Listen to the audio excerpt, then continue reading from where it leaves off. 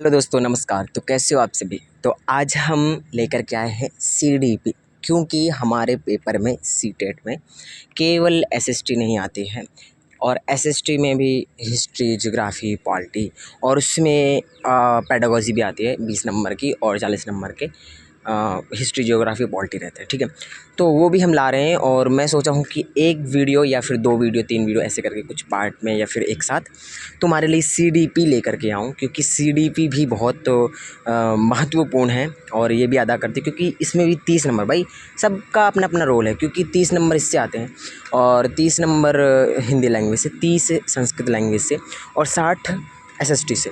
तो सीडीपी जो है ना, मैं सीडीपी में ज़्यादा कुछ नहीं है, 1-2 वीडियो 3 वीडियो में या फिर एक ही वीडियो में यदि लंबी वीडियो बन गई तो ये जो अभी पढ़ा रहा हूँ तो मैं इसमें कवर कर दूँगा। ठीक है, और इसके बाद में जब मैं प्रीवियस ईयर क्वेश्चन पेपर लाऊँगा ना बताने के लिए, तो उसमें लगभग कवर हो जाएगा। तो और भी देखते रहिए इधर उधर से जो भी है, मगर जो मैं कंटेंट लाऊँगा लगभग में सफिशिएंट होगा।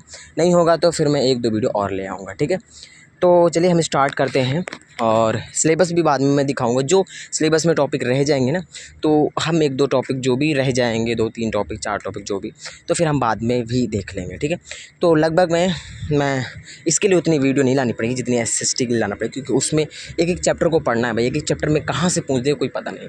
और इसमें क्या है, इसमें यदि हम टॉपिक को समझ लेंगे ना, सीडीपी में टॉपिक को समझ लिए कैसा भी क्वेश्चन बना देना, घुमा फिरा के कैसे भी हम उसको आंसर दे करके आ पाएंगे। क्योंकि सीटेट में ना हमको क्या बोलते हैं कि एग्जैक्ट आंसर नहीं पूछता, हमको उसमें ना चिंतन करने वाला क्रिटिकल थिंकिंग जो होती है ना, वैसा क्वेश्चन पूछता है, ताकि हम चिंतन करके आंसर दे पाएँ। ठीक है, तो चलिए स्टार्ट करते हैं, नहीं तो ज़्यादा लंबी वीडियो हो जाएगी। ठीक है, विकास और वृद्धि, ये तुम्हारा पहला ही चैप्टर है, विकास और वृद्धि। तो विकास देख लीजिए, जो विकास होता है, विकास समझिए हमारा आंतरिक होता है। ठीक है, और पूरा बॉडी का भी होता है, आंतरिक भी होता है। और विकास जो है गर्भ से लेकर के मरने तक होता रहता है कि इंसान में, हम बाल मनोविज्ञान पढ़ रहे हैं ना, तो जन्म से लेकर के, जन्म नहीं गर्भ से लेकर, गर्भ में जब बच्चा होता है तभी से विकास उसका शुरू हो जाता है, शारीरिक विकास वगैरह जो भी मानसिक, और उससे लेकर के कब्र तक, मतलब जब तक वो मर नहीं जाता है या फिर वो जब तक कब्र में दफना नहीं दिया जाए तब तक उसकी विकास होता ही रहता है। तो ये कहने का मतलब है। ठीक है, तो विकास जो है कैसा होता है, आंतरिक होता है, इसमें लिखा हुआ है देख लीजिए, विकास आंतरिक होता है और यह आंतरिक इंटरनल होता है। ठीक है, फिर सार्वभौमिक, और यह कैसा होता है, तो सार्वभौमिक होता है। विकास सार्वभौम,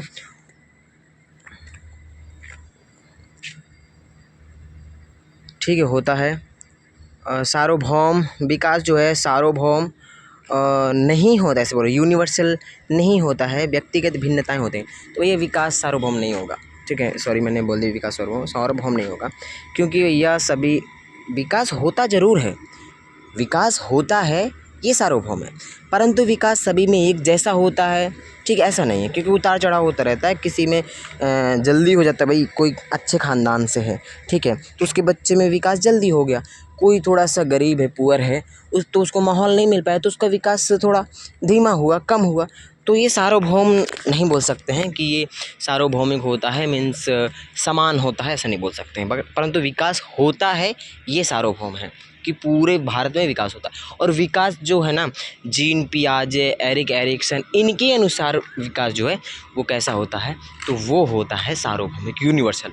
वो मानते हैं कि विकास एक जैसे ही शुरू होता है हर एक बच्चे में, परंतु ऐसा नहीं है, क्योंकि भैया किसी को माहौल मिल पाए, किसी को नहीं मिल पाया, तो एक जैसा कैसे होगा, नहीं हो सकता है। ठीक है, और विकास जो है वो एक लक्ष्य, विकास का एक निश्चित लक्ष्य होता है। तो विकास का एक निश्चित लक्ष्य होता है कि हमको क्या प्राप्त करना है। जैसे मान लीजिए हमको सीटेट में निर्धारित नंबर कितने हैं, 90 हैं जनरल के लिए। ठीक है, ओबीसी के लिए हैं 82 नंबर।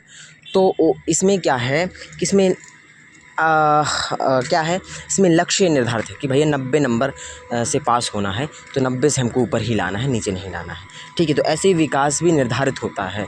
ठीक है, तो प्रकृति रचनात्मक और विनाशात्मक दोनों प्रकार का होता है। तो इसकी प्रकृति, इसका नेचर जो है विकास का, दोनों प्रकार का होता है भैया। कैसा, विनाशात्मक भी होता है और रचनात्मक भी होता है। विकास जो है रचनात्मक भी होता है और विनाशात्मक भी होता है। मान लीजिए एक बंदे ने अपने शरीर का बहुत ग्रोथ कर लिया, अच्छा खासा हेल्दी फिट हो गया, बॉडी जिम जा कर के एकदम फुल फिट हो गया, एकदम मस्त खाया पिया, एकदम मसल्स बढ़िया दिख रही हैं, बढ़िया हट्टा कट्टा, बढ़िया तंदुरुस्त लग रहा है, कपड़े कोई भी पहन रहा है वो ठीक है, उसको जच रहे हैं। परंतु क्या हुआ कि अचानक से संगति में ऐसे पड़ गया कि वो एकदम से बिगड़ गया, अल्कोहल वगैरह क्या क्या लेने लग गया, स्मोकिंग करने लग गया, उसका बॉडी पूरा ख़त्म हो गया, पूरा मतलब जीरो पर आ गया, बिल्कुल पतला सा हो गया, अच्छा नहीं दिखने लग गया, झुर्रियाँ सी आ गई। तो भैया विकास जो है वो नष्ट भी हुआ कि नहीं हुआ, तो विनाशात्मक भी है और विकास रचनात्मक भी है, बनता भी है, बिगड़ता भी है, ठीक है। अब देखते हैं वृद्धि के बारे में। तो वृद्धि जो है बाह्य होती है, मतलब शारीरिक होती है, शरीर में वृद्धि होती है, हम बढ़ते हैं, हमारी हाइट बढ़ती है, वज़न बढ़ता है, हमारी चौड़ाई एक क्षेत्र पर बढ़ता है। आपने वो सुना होगा ना, सिर से पैर की ओर और केंद्र से बाहर की ओर, ये जो विकास होता है बच्चों में शुरू में, ठीक है। तो वो भी पढ़ेंगे हम, सिफेलिकोडक वगैरह वगैरह। तो बाह्य इंटरनल होता है, यह बाहर की तरफ होता है, ठीक है। फिर लक्ष्य, परंतु वृद्धि का कोई विशिष्ट लक्ष्य नहीं होता। अब लक्ष्य जो है इसका नहीं होता, विशिष्ट लक्ष्य नहीं होता, विकास का जैसे लक्ष्य होता है इसका नहीं होता है भैया। इसका लक्ष्य क्या ही होगा, इसको तो बढ़ना है तो बढ़ना है, जितने तक बढ़ना है तो बढ़ गया, बस ख़त्म, ठीक है। मगर विकास का लक्ष्य होता है, ठीक है। प्रकृति केवल रचनात्मक होती है, विनाशात्मक नहीं होती। तुम्हारी हाइट एक बार बढ़ गई, आप 6 फीट के हो गए, तो भैया तुम्हारा विनाश नहीं होगा कि तुम अब उससे नीचे आ जाओ, उससे नीचे नहीं आ पाओगे। या फिर तुम 5 फुट बढ़ गए और तुम्हारी एज हो गई तो अब तुम ऊपर चले जाओ, तो फिर रचनात्मक और नहीं हो पाएगी, फिर उतना ही रह जाएगा। तो भैया केवल रचनात्मक है, ये विनाशात्मक नहीं है, ठीक है। आगे देखिए, बचपन की अवधारणा कॉन्सेप्ट बना लेते हैं ना बचपन में, तो वो देखते हैं। बचपन यह एक सामाजिक संरचना है, बिल्कुल है, ये एक सामाजिक संरचना है। बचपन जो है एक सामाजिक, यदि पूछ लेना बचपन कैसी संरचना है, तो सामाजिक संरचना है, क्योंकि बचपन जो होता है लगभग में सभी का समान होता है। परंतु बचपन समान कैसे नहीं होगा, सब लोग धीरे धीरे पकड़ पकड़ के चलना सीखते हैं, फिर सभी लोग खेलते भी हैं, फिर धीरे धीरे स्कूल जाते हैं, तो भैया सभी का लगभग में समान होता है। किसी किसी का वातावरण ना मिल पाए तो नहीं बोल सकते, मगर बचपन तो समान होता है, ठीक है। कारण, क्योंकि हमारा समाज और संस्कृति इस पर गहरा प्रभाव पड़ता है। तो क्यों समान होता है, क्योंकि जो समाज और संस्कृति है ना, उसका इस पर गहरा प्रभाव पड़ता है, ठीक है। फोकस बच्चों के अनूठे अनुभवों और उनकी विशिष्ट विकासात्मक आवश्यकताओं पर केंद्रित होता है ये, ठीक है। और विकास, तो बचपन अब एक विशिष्ट अवस्थाओं के रूप में मान्यता प्राप्त है, जिसके लिए विशेष देखभाल और शिक्षा आवश्यक है। तो बचपन जो है वो एक विशिष्ट अवस्था के रूप में मान्यता प्राप्त है, ठीक है। और जिसके लिए विशेष देखभाल और शिक्षा की आवश्यकता। भाई यदि बचपन में तुम देखभाल नहीं करोगे बच्चे का, ठीक है, और उसकी शिक्षा नहीं प्रदान करोगे, तो वो आतंकवादी बन जाएगा बड़े में चल करके, ठीक है। तो इसलिए उस पर देखभाल भी करना ज़रूरी है। विकास के क्षेत्र या फिर डोमेन्स बोले तो नीचे दिए गए वृत्ताकार आरेख डायग्राम के अनुसार विकास के प्रमुख भाग। तो विकास जो होता है उसके आयाम क्या हैं, या फिर बोले उसके क्षेत्र क्या हैं विकास के, कहाँ कहाँ विकास होता है। तो भैया विकास शारीरिक होता है, ठीक है। नंबर 2 पे संवेगात्मक होता है।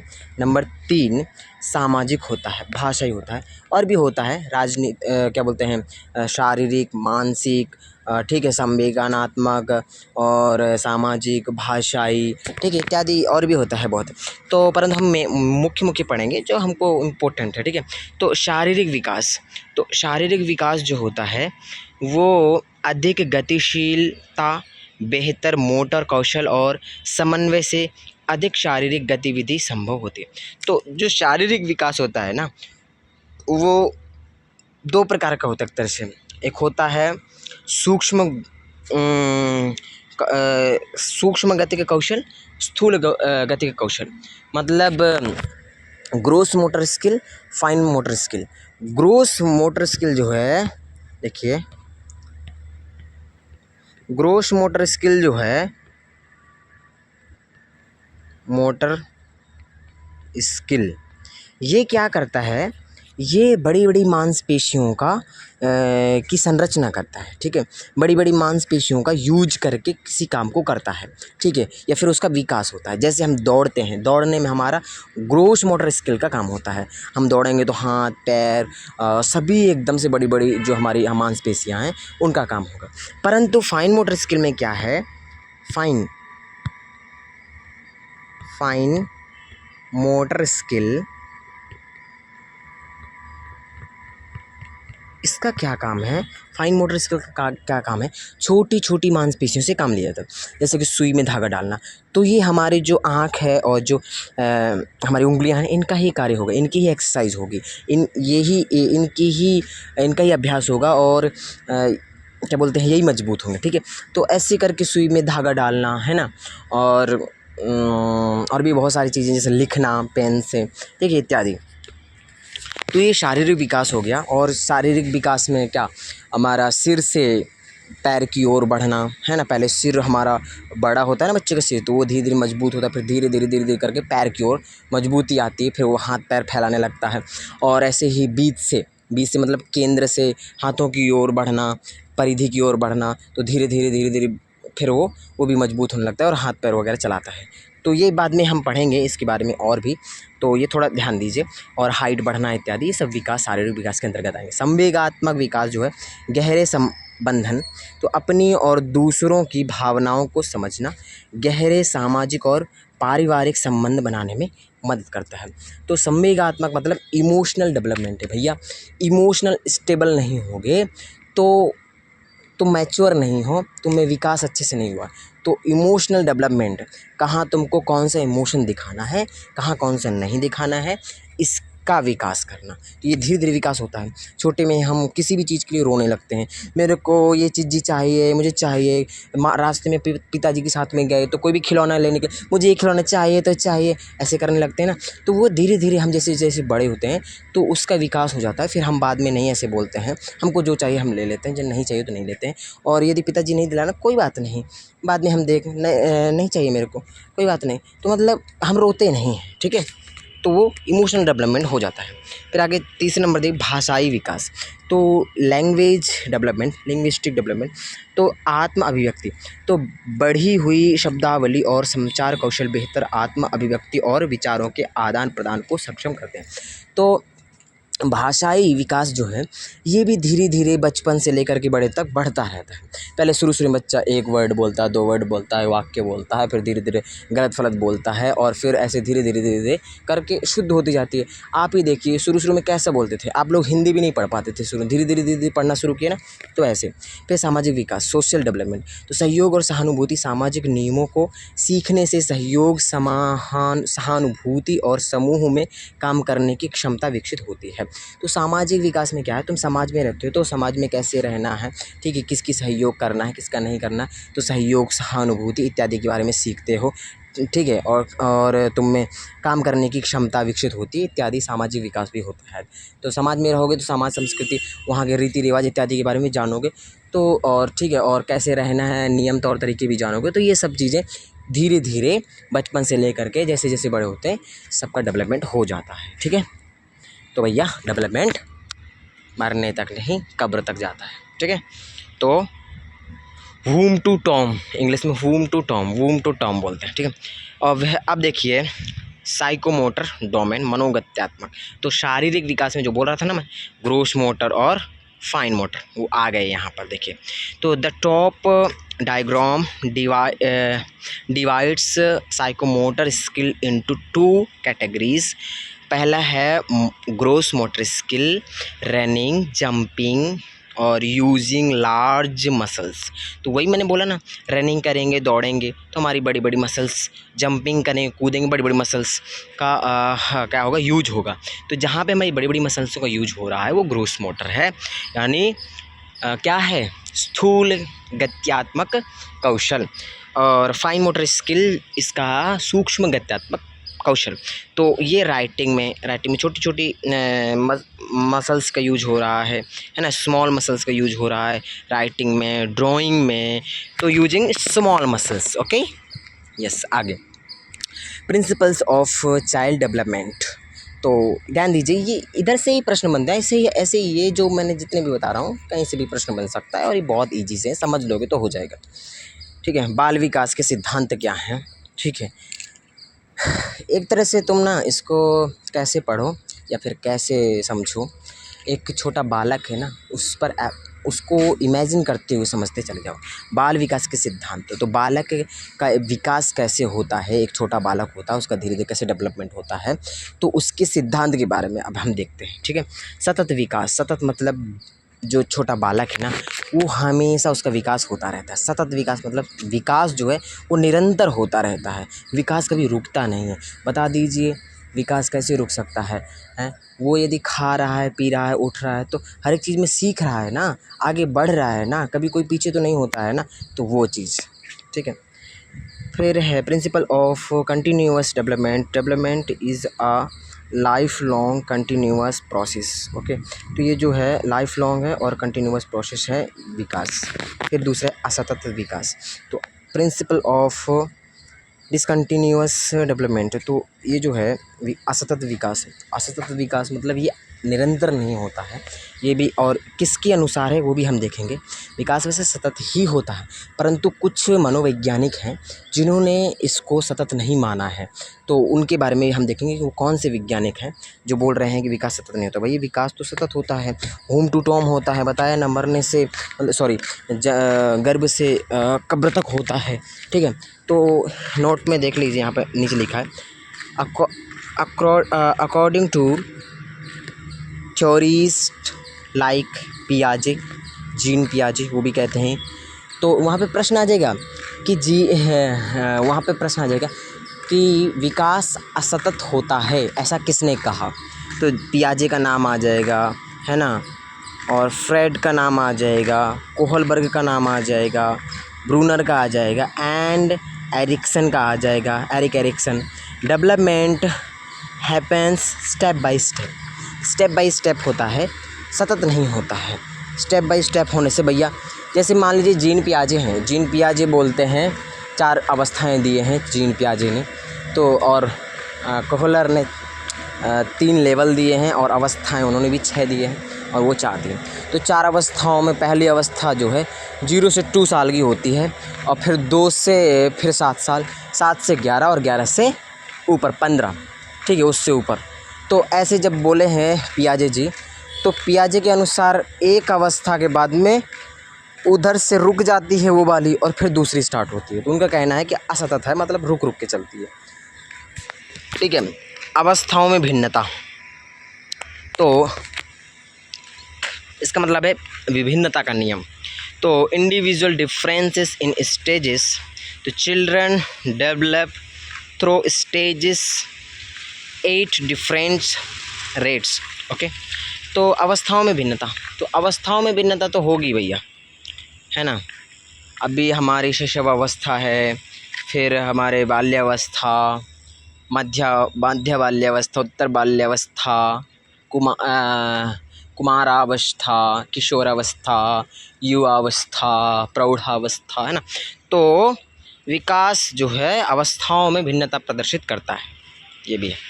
फिर विकास क्रम की एक रूपता, तो uniformity of pattern, development follows a predictable orderly sequence. तो बोल रहा है कि विकास क्रम की एक रूपता, तो विकास क्रम की एक रूपता नहीं होती है, विकास कभी एक रूप से नहीं चलता है, ऐसे सीधा नहीं चलता। वृद्धि ऐसे चलेगी, परंतु विकास कैसे चलेगा? वर्तुलाकार में चलेगा। ठीक है, ऐसे चलेगा, कभी ज़्यादा, कभी कम, कभी नहीं, ऐसे। फिर है विकास क्रम, तो विकास का क्रम जो है, हाँ, क्रम से होता है। विकास क्रम जो है विकास क्रम से होता है, परंतु एक रूपता नहीं होती विकास क्रम की, परंतु विकास क्रम से होता है। क्योंकि भैया पहले हमको कह दिया गया कि तुम्हारा सिर का विकास होगा, बाद में पैर तक होगा। अब कह दिया तो ऐसा तो नहीं है कि अब पैर का होगा, अब तुम्हारा सिर का ही होगा। केंद्र से परिधि की ओर, तो पहले केंद्र से ही होगा। या फिर ऐसा तो नहीं है कि भैया तुम्हारा पहले पैर का विकास हो गया और सिर का नहीं हुआ, अब तुम लटका के सिर घूम रहे हो, कितना अजीब लगेगा ना। तो इसीलिए विकास क्रम से होता है और सही भी है कि सिर से होता है, क्योंकि सिर से होगा फिर पैर तक तो आराम से चल पाएगा, कोई दिक्कत नहीं होगा, हंसते खेलते हुए चलेगा, तुम भी उसको लोगे और खिलाओगे, अच्छा लगेगा। नहीं तो डर के भाग जाओगे जब मुंडी ऐसे लटका के चलेगा तो, समझे। तो विकास जो है क्रम से होता है, ठीक है, सामान्य से विशिष्ट की ओर होता है, ठीक है। आगे देखिए, सामान्य से विशिष्ट की ओर, वही आ गया देखो, सामान्य से विशिष्ट को, सामान्य मतलब पहले हम कोई भी चीज़ है तो हम विशेष रूप से उसको नहीं कर पाते हैं। मान लीजिए तुमको खाना बनाना बिल्कुल नहीं आता है, तो पहले धीरे धीरे अब तुम देखोगे उसको, फिर सीखोगे, फिर धीरे धीरे ट्राई करोगे और पहले अच्छा नहीं बनेगा, फिर धीरे धीरे धीरे अच्छा विशिष्ट खाना बनने लग जाएगा, इतना अच्छा बनाने लग जाओगे कि लोग उंगलियाँ चाटते रह जाएंगे। तो इसका मतलब पहले सामान्य हुआ, फिर इसके बाद में विशिष्ट हुआ। तो सामान्य होता है फिर विशिष्ट। वुडवर्थ, वंशानुक्रम और वातावरण। वुडवर्थ का कहना है कि विकास जो है वंशानुक्रम और वातावरण का परिणाम है। विकास जो है किसके अनुसार? वुडवर्थ के अनुसार विकास वंशानुक्रम और वातावरण का परिणाम है। यदि तुम्हारे माता पिता काले हैं तो तुम भी काले होंगे, यदि तुम्हारे माता पिता के बाल वाइट हैं तो तुम्हारे भी जल्दी वाइट हो जाएंगे, ठीक है। तो माता पिता के जीन्स भी आते हैं और उनका वंशानुक्रम भी विकास होता है और वातावरण का भी बहुत प्रभाव पड़ता है। यदि वातावरण तुम्हें सही नहीं मिला, तुम्हारा विकास रुक जाएगा, अच्छा नहीं हो पाएगा, तुम चिड़चिड़े से हो जाओगे, ठीक है। आगे चलिए, एडिशनल थ्योरीज मेंशन्ड, हैविघर्स्ट और विकासात्मक कार्य। हैविघर्स्ट और विकासात्मक कार्य, तो Havighurst and development task. This theory defines developmental task based on age groups, आयु। तो बोल रहा है कि जो विकासात्मक कार्य है, हैविघर्स्ट और विकासात्मक कार्य, तो हैविघर्स्ट के अनुसार विकास जो है वो क्या डिफाइन करता है? Development and task based on age group. तो विकास को हम कैसे देख सकते हैं? हैविगस्टन कह रहे हैं विकासात्मक कार्य को हम उनको एक कार्य दे करके, उनकी आयु के अनुसार कार्य दे करके, यदि वो कर पा रहा है तो समझ लीजिए उसका विकास हो चुका है, नहीं कर पा रहा है तो अभी वो उस आयु में आने के बाद भी वो उसका विकास नहीं हुआ है, ठीक है। आगे, शैशवावस्था के विकासात्मक कार्य। तो शैशवावस्था जो है कितने से कितने होता है? तो 0 से 2 ईयर इसकी एज है। शैशवावस्था के कार्य क्या हैं? तो developmental task of infancy. Infancy English में भी देख लेना, क्योंकि शैशवावस्था के कुछ और नाम आ गया, इन्फेंसी शैशवावस्था नहीं आया तो तुम दिक्कत मत समझना, इन्फेंसी आएगा ही आएगा। तो refers to the specific milestones and skills a child must achieve during infancy. तो छोटे में बच्चा क्या करता है? हाथ पैर हिलाता है, भूख लगती तो रोता है, ठीक है, और हाथ पैर फेंकता है, ठीक है, ये सारी क्रियाएं करता है। किसी को उंगली पकड़ लिया तो एकदम पकड़ लेगा तेजी से, छोड़ेगा नहीं, ठीक है। तो ये सब कार्य करता है। फिर आगे देखिए, 3 प्रकार का अधिगम। अधिगम कितने प्रकार का होता है? 3 प्रकार का अधिगम देखेंगे हम। वायुगोत्सिकी के अनुसार 3 types of learning according to Vygotsky.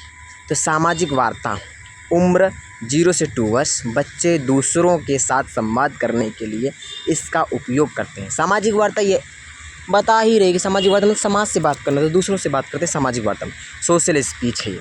तो ये 3 प्रकार की वार्ता या फिर अधिगम बताया है किसने? वायुगोत्सिकी। ध्यान दीजिए, 3 प्रकार की वार्ताएं बताई हैं, वार्ता बोले या फिर अधिगम बोले, किसने बताया? वायुगोत्सिकी ने। सामाजिक वार्ता जिसमें बच्चा क्या करता है? समाज से बातें करता है, अपने आप से नहीं करता, समाज से, दूसरों से बातें करता है 0 से 2 ईयर्स में, ठीक है।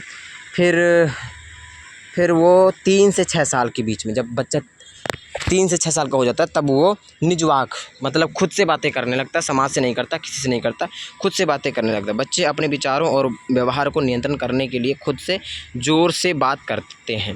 जैसे कोई ये देखिए, ये बच्चा कार्य कर रहा है, ये बच्चा स्तूप वगैरह बना रहा है तो खुद से बना रहा है, अरे यार इसको रखूँगा तो घर बन जाएगा, इसको नहीं रखूँगा तो टूट जाएगा, इसको रखूँगा तो और ऊंचा बन जाएगा, ऐसे वैसा प्राइवेट स्पीच इसको बोलते हैं। और ये खुद से बातें करता है और इससे वाइगोत्स्की बोलते हैं कि इससे सीख मिलती है, कुछ बच्चे सीखते हैं, स्किल बढ़ती है। परंतु पियाजे नहीं बोलते, पियाजे बोलते हैं इससे क्या सीखेगा, वो तो फालतू है उसका, वो फालतू बोल रहा है, ऐसे वैसे। तो ठीक है, तो भैया वाइगोत्स्की ने 3 प्रकार के वाक्य बोले हैं या फिर अधिगम बोले हैं कि सामाजिक वार्ता, बच्चा जब 0 से 2 ईयर्स का होता है तो समाज से बातें करता है, 3 से 6 साल का होता है तो खुद से बातें करता है, और जब 7 से प्लस हो जाता है तब बच्चा आंतरिक मौन वाक करता है, मतलब बिना आवाज़ किए मन में सोचना और बात करना। बिना आवाज़ किए मन में सोचता है, जैसे कि मौन वाचन में मौन होकर किताबें पढ़ लेना, ठीक है, किताबें पढ़ना, कोई किसी से कुछ बात नहीं करना, और मौन होकर के अपने दिमाग में ही सोचना और किताब की कहानी को इमेजिन करना वगैरह वगैरह। अब देखिए विकास का क्रम, तो विकास का क्रम process of development, learning, social interaction और डेवलपमेंट। तो पहले क्या है विकास का क्रम, क्या है कि पहले भैया तुम अधिगम करोगे, ठीक है, सीखोगे कोई चीज़, सीखने के बाद में समाज से इंट्रैक्शन करोगे। ये मान लो कोई चीज़ सीख गए, मान लो कि तुम एक दवा बनाई, दवा बनाना सीख गए। अब दवा बनाना सीख गए तो अब उस दवा की ज़रूरत समाज को होगी ना, क्योंकि उस दवा का यूज करने के लिए क्या चाहिए, समाज चाहिए ना तुमको, दूसरों को बताने के लिए समाज चाहिए ना। तो अब सोशल इंटरेक्शन, अब तुम समाज से इंटरेक्ट करोगे, तुम समाज से, ठीक है, संबंध बनाओ, जुड़ोगे। फिर इसके बाद में डेवलपमेंट, फिर तुम्हारा विकास होगा, फिर प्रसिद्धि मिलेगी, तो तब तुम्हारा विकास हो पाएगा, तब तुम्हारी दवाई बिकेगी, पैसा आएगा वगैरह वगैरह, ठीक है। तो ऐसे करके ये विकास का क्रम है। इसके नीचे लिखा है समाज के साथ क्रिया और विचारों का विकास। समाज के साथ क्रिया करना है और विचारों का विकास। वाइगोत्स्की मानते हैं कि समाज के साथ अंतः क्रिया करने से ही बच्चे में विचारों का विकास होता है। तो वाइगोत्स्की का सिद्धांत है सामाजिक, सांस्कृतिक और भाषाई विकास। तो उनका कहना ही यही है कि भाई बच्चे को समाज के साथ क्रिया करने देना चाहिए और उससे विचारों का विकास होता है, ऐसा मानते हैं। तो सामाजिक अंतः क्रिया से बच्चे का विकास होता है, ऐसा बोलते हैं। ये कहीं भी आ जाए तो ये तुमको आंसर सही करना वाइगोत्स्की के अनुसार, ठीक है, समाज से ही सीखता है वो। अब आते हैं जीन पियाजे की पुस्तक। जीन पियाजे की पुस्तक का नाम क्या है, तो language and thought of the child, भाषा और विचार। भाषा और विचार किसकी पुस्तक है, ये किसकी है, तो भैया ये जीन पियाजे जी की है। और वो बोलते हैं कि language and thought of child, तो भैया भाषा और विचार ये उनका पुस्तक है। परंतु ये भाषा पहले रखे ज़रूर हैं, परंतु ये बोलते हैं पहले विचार आता है बच्चे के दिमाग में, बाद में वो भाषा के रूप में बोल पाता है। उल्टा है, पुस्तक में पहले भाषा रखें बाद में विचार, और वाइगोत्स्की पहले विचार रखे हैं पुस्तक में और बाद में भाषा, परंतु वो बोलते हैं पहले भाषा आती है बाद में विचार आता है। देख लीजिए, पुस्तकों को उल्टा लिखें और इनकी थ्योरी जो है, इनका थॉट जो है उल्टा है। तो ये ध्यान देने वाली बात है, ठीक है।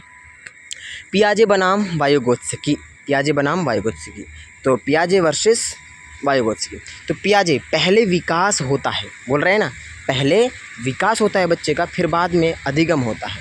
तो पहले बच्चे का विकास हो जाता है, तो ये पहले विकास हो गया, लल्लू पंजू सा हो गया, बाद में अधिगम हो रहा है, कुछ नहीं जान। तो वाइगोत्स्की बोल रहे हैं कि नहीं, पहले अधिगम होता है फिर विकास होता है। और अब हम खुद कहेंगे कि ये दोनों ही गलत है एक तरह से, परंतु पेपर के हिसाब से हमको इनको मानना पड़ेगा, टिक करना पड़ेगा। पहले विकास होता है बाद में अधिगम होता है, पियाजे बोल रहे हैं। वाइगोत्स्की बोल रहे हैं पहले अधिगम होता है बाद में विकास होता है। अधिगम मतलब समझ रहे हो ना, पहले बच्चे सीखता है और बाद में उसका विकास होता है। और पियाजे बोल रहा है कि पहले विकास होता है बाद में सीखता है। तो हम बोलेंगे ऐसा नहीं है, विकास भी होता जाता है और अधिगम भी होता जाता है। बच्चा जन्म लेते ही वो सब चीज़ें ऑब्जर्व करने लग जाता है, ठीक है, वो अपने अंदर ज्ञान उसका भरने लग जाता है, ठीक है। और बाद में जब वो ऑब्जर्व करते करते करते करते धीरे धीरे बाह बाह बाह ऐसे बोलता है, फिर धीरे धीरे पाह पाह पाह पाह, फिर बा बा बा बा पा पा, ऐसे दो शब्द बोलने लग, दो वर्ड बोलने लग जाता है, ठीक है। तो भैया विकास जो है इन दोनों के अनुसार ही गलत है एक तरह से, ठीक है, परंतु फिर भी मानते हैं। तो पियाजे क्या कहते हैं, विकास पहले होता है, अधिगम बाद में होता है, ठीक है, के अनुसार। और एक चीज़ और देखो, और उनके अनुसार विचार भाषा से पहले आता है। विचार भाषा से पहले, तो मैंने पहले बताया ना कि विचार पहले आता है, ऐसे बोलते पियाजे, और भाषा बाद में। तो दोनों चीज़ समझिए, ये दोनों बहुत इंपॉर्टेंट है। विकास पहले आता है, अधिगम बाद में होता है, जीन पियाजे। विचार पहले आता है, भाषा बाद में आती है, जीन पियाजे। वाइगोत्स्की कहते हैं कि अधिगम पहले होता है, विकास बाद में होता है, वाइगोत्स्की। और भाषा और विचार शुरुआत में अलग होते हैं। हाँ, दोनों बोल वाइगोत्स्की कहते हैं कि भाषा और विचार शुरुआत में अलग होते हैं, और ये भी कह रहे हैं कि भाषा पहले आती है, विचार बाद में आता है, परंतु शुरुआत में दोनों अलग होते हैं, बाद में दोनों एक साथ हो जाते हैं। और शुरुआत में अलग होते हैं और लेकिन बाद में मिल जाते हैं दोनों। भाषा और विचार पहले शुरुआत में अलग होते हैं, ऐसा बोलते हैं। ठीक है, बुद्धि का इतिहास और मापन। बुद्धि का इतिहास और मापन देखते हैं तो फ्रांसिस गाल्टन, इन्हें बुद्धि के अध्ययन का अग्रदूत माना गया है और इनकी प्रसिद्ध पुस्तक का नाम है हेरिडिटी जीनियस। याद रखिए, फ्रांसिस गाल्टन है, इनकी पुस्तक का नाम हेरिडिटी जीनियस है, और इन्हें बुद्धि के अध्ययन का अग्रदूत माना जाता है। ठीक है, बुद्धि मापन का इतिहास देख लीजिए तो 1905 अल्फ्रेड बिने जो हैं और साइमन द्वारा पहला बुद्धि परीक्षण तैयार किया गया था। ये बोलें 1905 में पहला बुद्धि परीक्षण किसके द्वारा तैयार किया गया? तो अल्फ्रेड बिने और साइमन के द्वारा। फिर 1908 में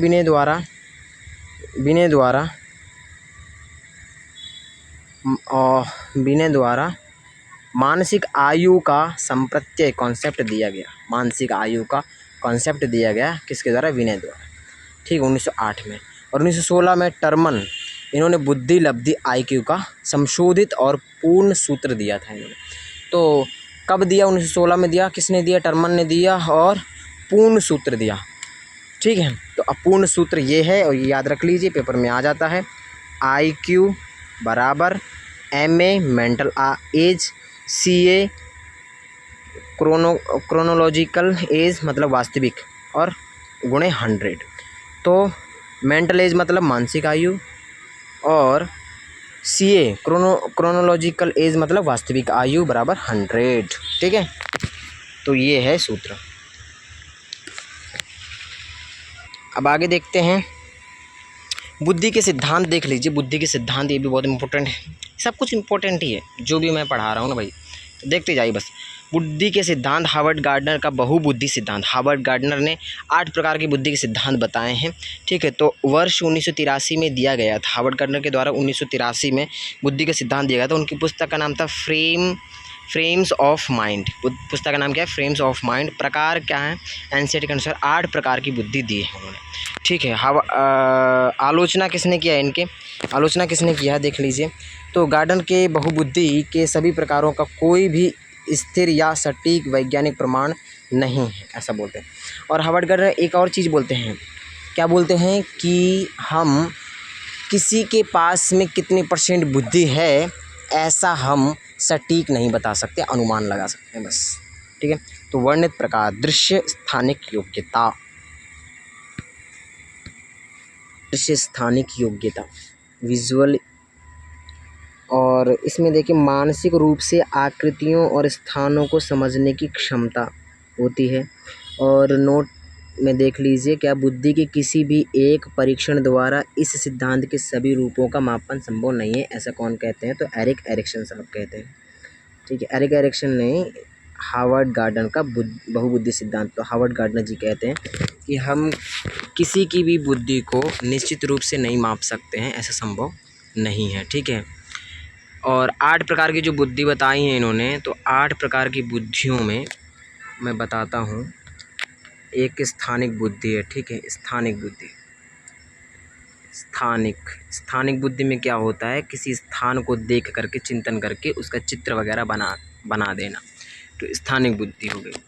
ठीक है, फिर स्थानिक बुद्धि, भाषाई बुद्धि,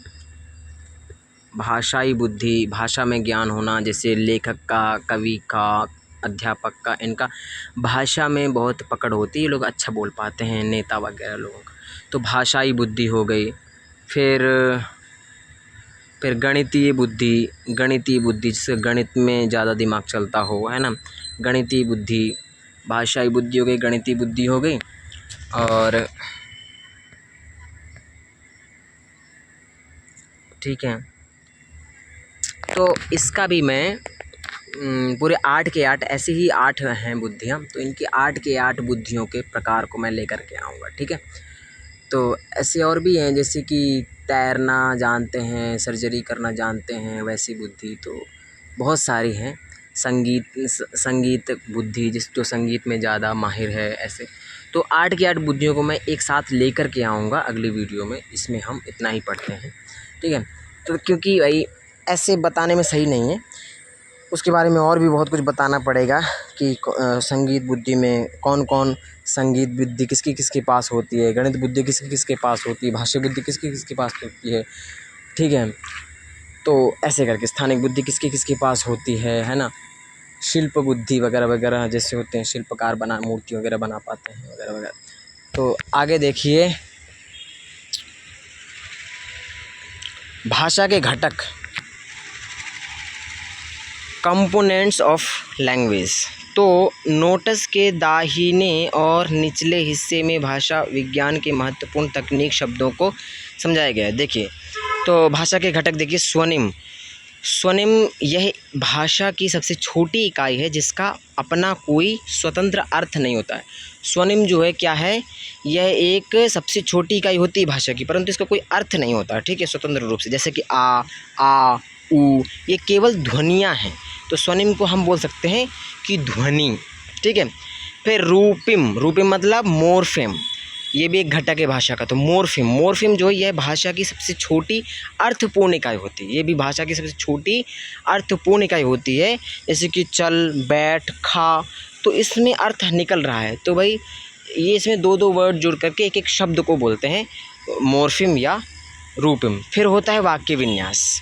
फिर वाक्य विन्यास में क्या होता है कि सिंटैक्स में कि भाषा के नियमों और वाक्य की संरचना से संबंधित नियम होते हैं इसमें, और इसके अंतर्गत वाक्य व्याकरण रूप से सही होना चाहिए। तो इसमें वाक्य बनाना सीखते हैं, ठीक है। तो ये भाषा के घटक हैं कि कैसे कैसे एक बच्चा भाषा को सीखता है। पहले ध्वनि, उसकी सबसे छोटी इकाई आ, ई वर्ण को सीखता है, फिर शब्द को, फिर शब्द के बाद में वाक्य विन्यास, फिर अर्थ विन्यास। अर्थ विन्यास में शब्दों और वाक्यों के वास्तविक अर्थ ज्ञान से संबंधित वाक्य का केवल व्याकरणिक रूप से सही काफ़ी नहीं, उसका अर्थ भी तार्किक होना चाहिए, उसका अर्थ भी, ठीक है।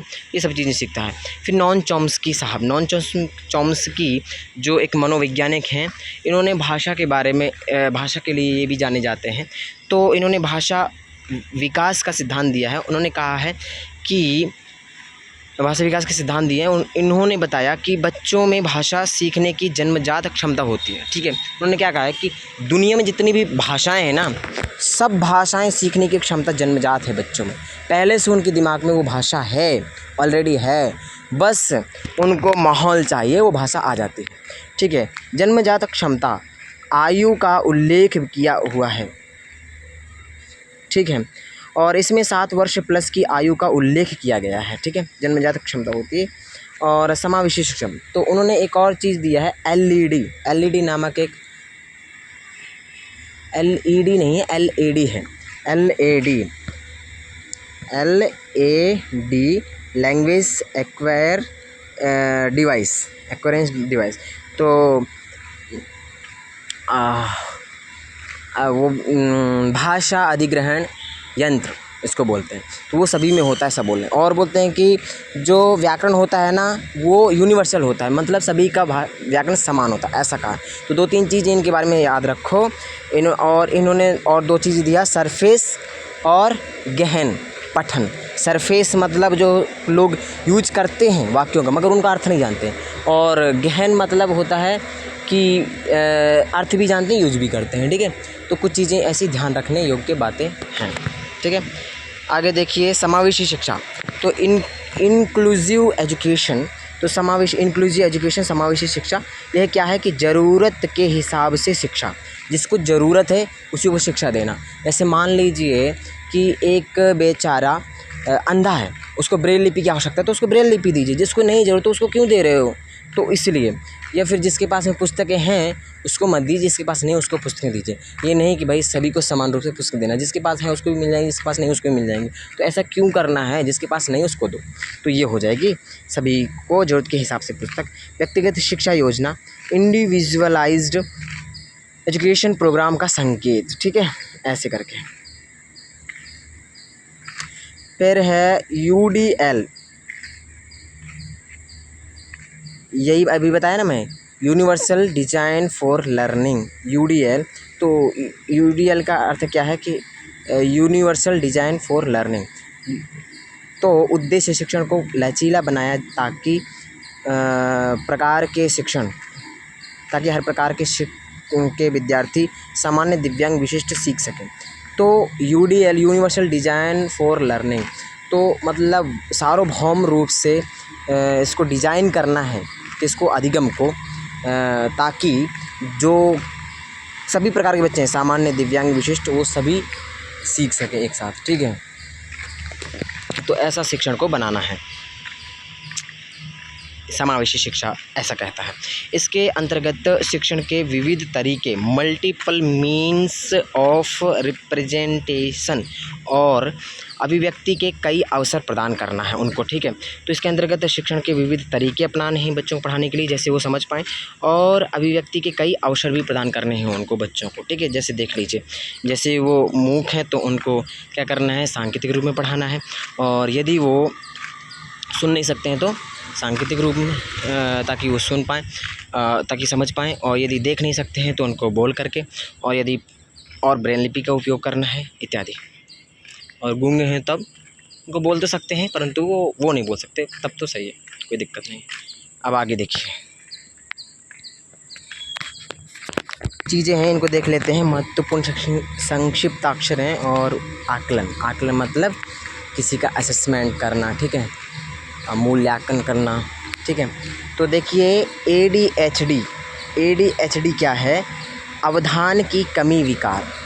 तो ADHD प्रकार के बालक होते हैं जो अवधान की कमी विकार, उनमें अवधान का विकार होता है, वो ध्यान नहीं कर पाते हैं। ठीक है, बहुत समय तक एक चीज़ पे ध्यान नहीं लगा पाते हैं। ठीक है, attention deficit hyper activity disorder ये है।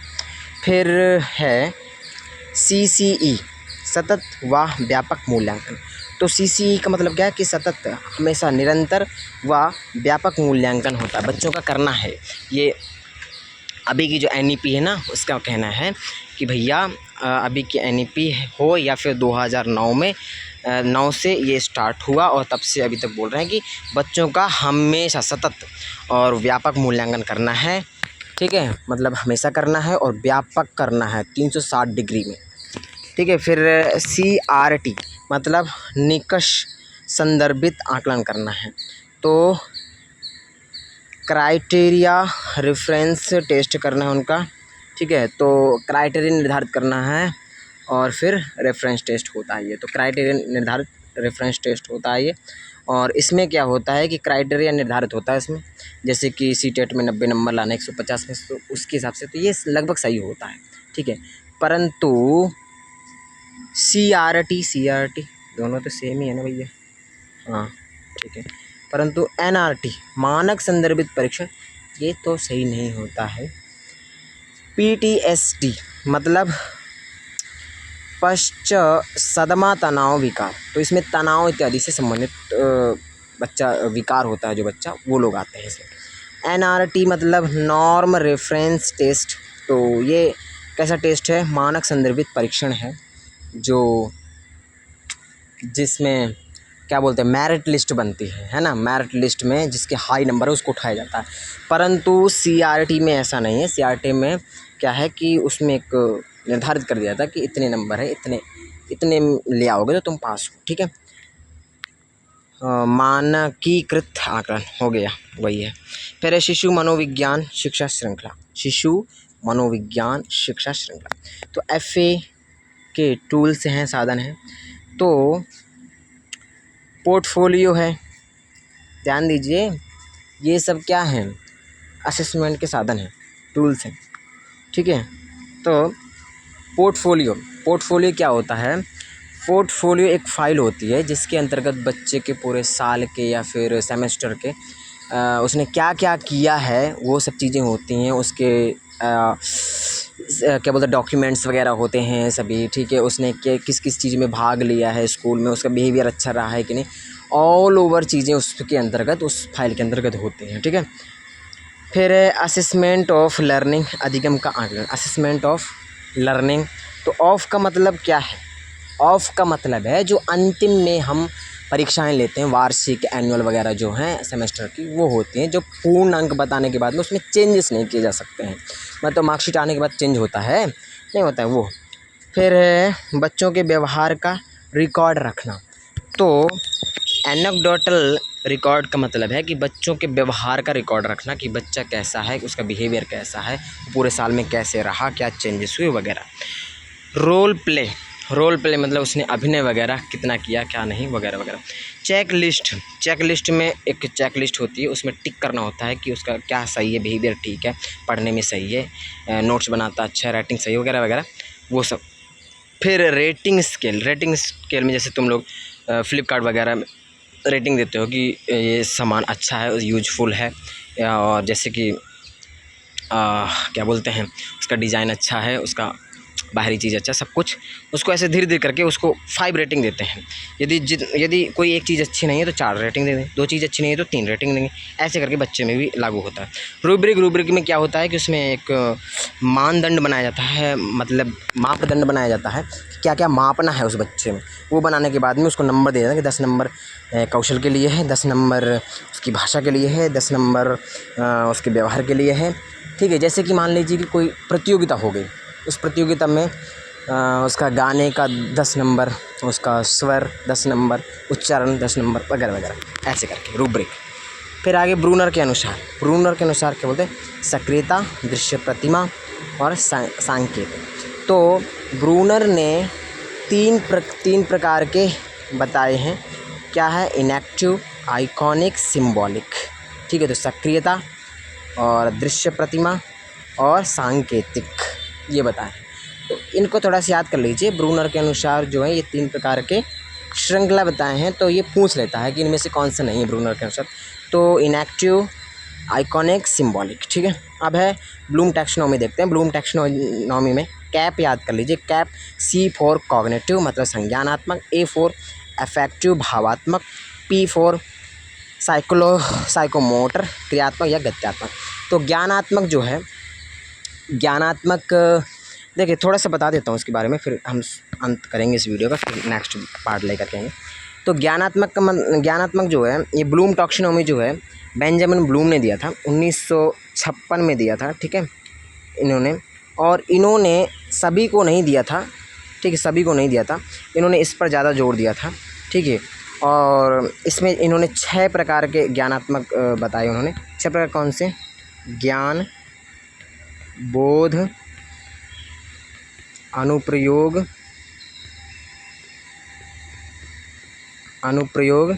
इसके बाद में विश्लेषण,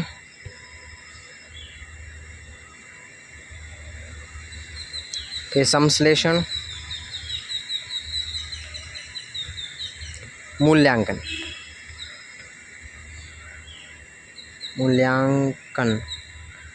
ठीक है, ये 6 प्रकार के बताए। फिर 2001 में इसका संशोधन हुआ। संशोधन होने के बाद में जो ये संश्लेषण है ना, संश्लेषण की जगह क्या आ गया, मूल्यांकन आ गया, मूल्यांकन आ गया संश्लेषण की जगह। ठीक है, मूल्यांकन आ गया, और मूल्यांकन की जगह क्या आ गया, सृजनात्मकता आ गया, सृजनात्मकता आ गया, सृजनात्मकता आ गया। ठीक है, ये ध्यान देने वाली बात है, ऐसे पूछ लेगा। 2001 में जो संशोधित हुआ, संशोधित इनका क्रम बताओ संज्ञानात्मक का, तो ये बता सकते हो कि संश्लेषण की जगह मूल्यांकन, मूल्यांकन की जगह सृजनात्मकता। और यदि 1956 के अनुसार पूछे तो जो मैंने पहले बताया। अब है भावात्मक, भावात्मक भी 6 या 5 हैं। फिर इसके बाद में क्रियात्मक और गत्यात्मक, इनसे ज़्यादा नहीं पूछता सही, तो इसलिए मैंने पहले बता दिया, इनका कोई ज़रूर नहीं है। ठीक है, तो और है संज्ञानात्मक। संज्ञानात्मक में देखिए, ये लास्ट है शायद, हाँ। तो विचार विमर्श, तो ब्रेन स्टॉर्मिंग, AF ऑसबर्न मानसिक उद्वेलन। तो विचार विमर्श जो है मानसिक उद्वेलन या फिर ब्रेन स्टॉर्मिंग बोले, तो ब्रेन स्टॉर्मिंग किसने दिया, तो AF ऑसबॉर्न ने दिया, ध्यान रखिए। ब्रेन स्टॉर्मिंग किसने दिया, AF ऑसबॉर्न ने दिया। शैक्षणिक दिशा बोलें तो NEP 2020 बहुभाषिकता संसाधन है। तो बहुभाषिकता क्या है, एक संसाधन है ठीक है, किसके अनुसार? NEP 2020 के अनुसार। अवधारणा समझ के लिए पढ़ें, ना कि रटने के लिए पढ़ें। तो NEP 2020 क्या कह रही है कि अवधारणा यानी समझ के लिए पढ़ें, रटने के लिए नहीं पढ़ें, परीक्षा में पास होने के लिए ना पढ़ें, ठीक है, ज्ञान के लिए पढ़ें। आकलन में परिवर्तन क्या हुआ? तो योगात्मक आकलन और रचनात्मक आकलन। तो योगात्मक नहीं होना चाहिए, रचनात्मक आकलन होना चाहिए। समग्र प्रगति कार्ड, तो प्रगति कार्ड मतलब रिपोर्ट कार्ड 360 का आकलन होना चाहिए बच्चों का, 360 डिग्री का आकलन होना चाहिए। पर संपूर्ण समग्र प्रगति कार्ड मतलब संपूर्ण रूप से उनका क्या होना चाहिए? आकलन होना चाहिए बच्चों का। कॉग्निटिव अफेक्टिव, ठीक है, और स्वयं का आकलन होना चाहिए टीचर का भी, और पीर द्वारा आकलन, सहपाठियों द्वारा आकलन होना चाहिए मतलब असेसमेंट, और शिक्षक द्वारा आकलन होना चाहिए। तो ये इतने सब इस प्रकार से आकलन होना चाहिए। शिक्षक व्यावसायिक विकास, तो टीचर का भी सतत विकास होना चाहिए भाई। टीचर का विकास नहीं होगा तो बच्चों को कैसे विकास कर पाएगा, ठीक है, तो उसका भी विकास होना चाहिए। पूरे साल भर में 50 घंटे का CPD कंटिन्यू प्रोफेशनल डेवलपमेंट लेना होगा टीचरों को, ठीक है। तो ये 14 PDF थी और हमारा टाइम भी हो गया है बहुत ज़्यादा, तो अब हम इसको एक ही पार्ट में रखते हैं, फिर नेक्स्ट वीडियो लेकर के आएंगे। मैं बोला था ना एक में नहीं हो पाएगा तो 2, 3, 4 पार्ट में इसको लेकर आएंगे और इतने में ही इसको ख़त्म करेंगे। इसके बाद में हम क्या लाएंगे? इसके बाद में यदि बचेंगे 1-2 टॉपिक तो एक वीडियो और लाऊँगा या फिर 2 वीडियो, बस 5 से 6 बस इतने ही हो पाएंगे, ज़्यादा पार्ट में नहीं बनाना है इसको। और फिर मॉक टेस्ट लाएंगे, वो PYQ लाएंगे, तो उसके आधार पर सब हो जाएगा तुम्हारा, ठीक है। तो अब इसको यहीं पर एंड करते हैं क्योंकि टाइम बहुत हो गया है। फिर मिलते हैं नेक्स्ट वीडियो में, तक के लिए बने रहें। न्यू है तो सब्सक्राइब कीजिए, पुराने हैं तो लाइक कीजिए और शेयर कीजिए। धन्यवाद।